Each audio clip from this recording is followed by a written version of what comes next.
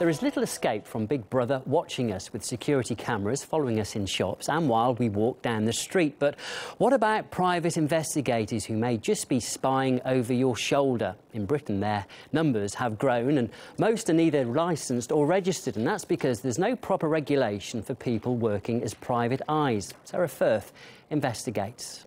If I'm paid to watch somebody, I'll watch them.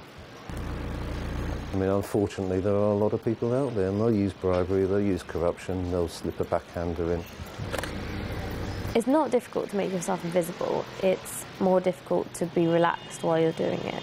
Because when you first start, you're always thinking, oh my goodness, they know, I just know they know.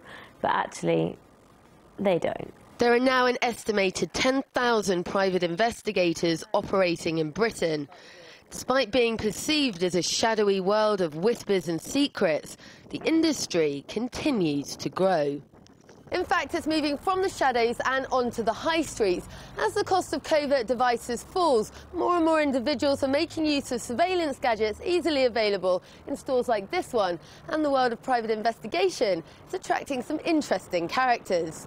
I'm just not suspected at all. Just 21 years old, Olivia's worked at Answers Investigations for a year now, and she knows her way around the covert equipment well. She's fast learning the tricks of the trade. Electoral rolls, marriage and death certificates, you can get hold of all of that kind of stuff, and it's all available. It does shock quite a lot of people, mainly because obviously the information is there, it's always been there, but they just assume that, I think, their assumptions in the Data Protection Act is there's nothing available on them. Recently, the law governing public surveillance in the UK was changed. The Protection of Freedoms Act 2012 was introduced, ensuring local authorities obtain legal authorisation before they put anyone under surveillance, after it was revealed that many were using surveillance for minor matters such as littering. For private investigators, though, no such law exists.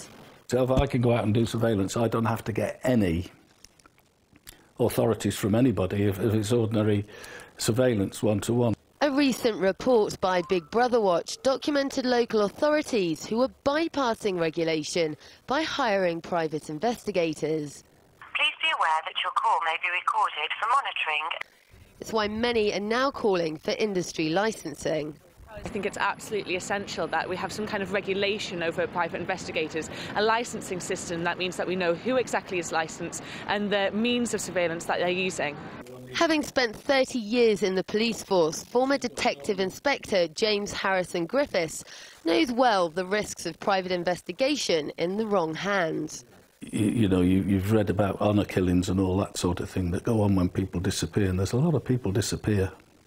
They're under pressure from people to do certain things that they don't want to do, and then the people that are pressurising them want to find them, and you've got to do your due diligence and make sure that you're not putting anybody in a position of danger. But with covert cameras, listening devices, tracking devices and much more, all now available cheaply on the high street, these days anyone, it seems, can be a private investigator. There's nothing secret anymore in this country, is there? I mean, walking down the high street, you're under surveillance. Surveillance is surveillance. It's just there. It's what happens. It's a way of life now, isn't it? But the lack of regulation means that in the UK right now, whilst anyone can at any time be watching you, no one is watching them. Sarah Firth, RT, London.